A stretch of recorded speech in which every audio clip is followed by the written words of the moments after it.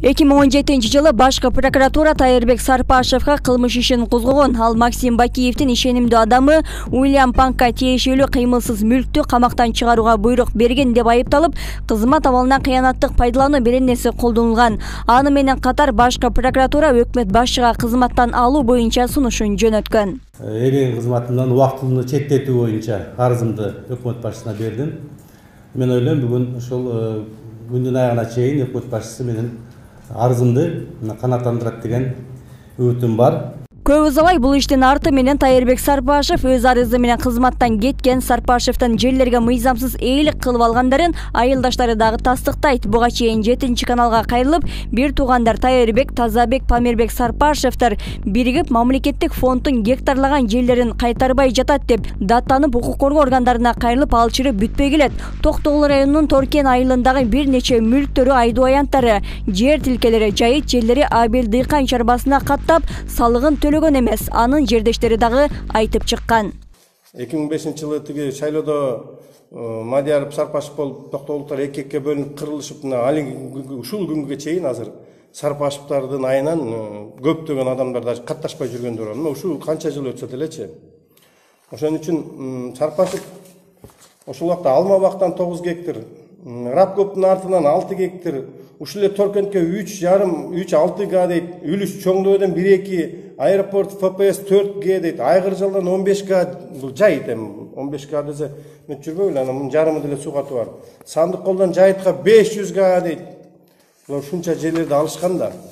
Сарпашев вице-премьер болуп турган кезде тендерлердин өтүүсүн калчап, ага таандык делген компаниялар бир да жолу утулган эмес. Ага таандык делген Градиент фирмасы жол куруу тендерден утуп чыккан. Андагы мыйзамсыз иштерди 2013-жылы депутат Дастан Бекешев парламентте айтып, коррупция экендигин белгилеген. Бирок ошол учурдагы өкмөт башчы Жантөрө Сатыбалдиев мыйзам бузуу жок экендигин билдирип калкалап чыккан. Ал эми Сарпашев өзүн компаниядан оолактатып келет. Калптардын үстүнө 70% кошуп туруп жабыртууга аракет кылган күчтөр аз эмес. Муну саясий күрөш дейт. Мен күрөшкө даярмын.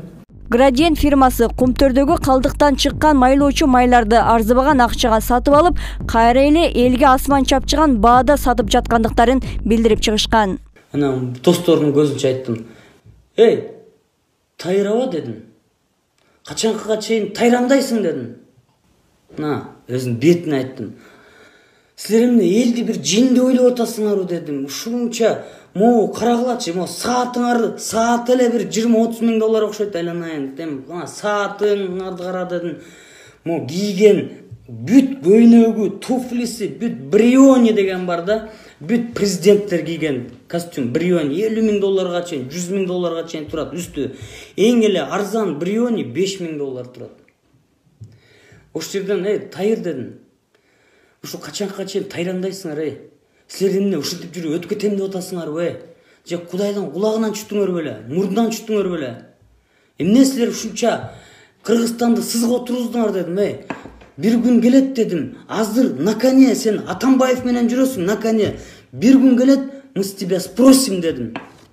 Ири кызматтагы мыйзамсыз кадамдары муну менен чектелбей, туулгандыгы тууралуу күбөлүктү даярдоого керектелген бланктарды сатып алуу боюнча тендерге байланыштуу мыйзамсыз протоколдук тапшырма берген деп айыпталган. Буга чейин Кыргызстанда 2012-2013 жылдары төрөлгөн 40 миңдей баланын күбөлүгү жараксыз экендиги аныкталган. Документте туулгандыгы тууралуу күбөлүк деген жазуунун алдында майда тамгалар менен нике күбөлүгү деп ката жазылып калган.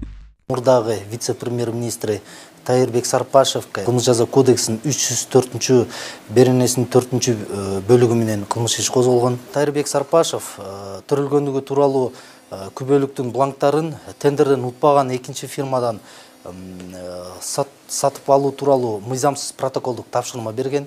Сарпашевка ачылган кызмат абалынан кыянат пайдалануу беренелери менен кызматта турганда кылмыш иштери ачылганы менен аягына чыккан эмес, тактап айтканда суудан кургак чыккан. Эми бул ирет анын амалы өтпөгөн сыяктуу. Экономикалык кылмыштарга каршы кызматы ага карата кылмыш ишин жандандырып, үйүн тинтүүгө алып сес көрсөтсө, эми ага мыйзамсыз байуу беренеси менен кылмыш ишин козгоду.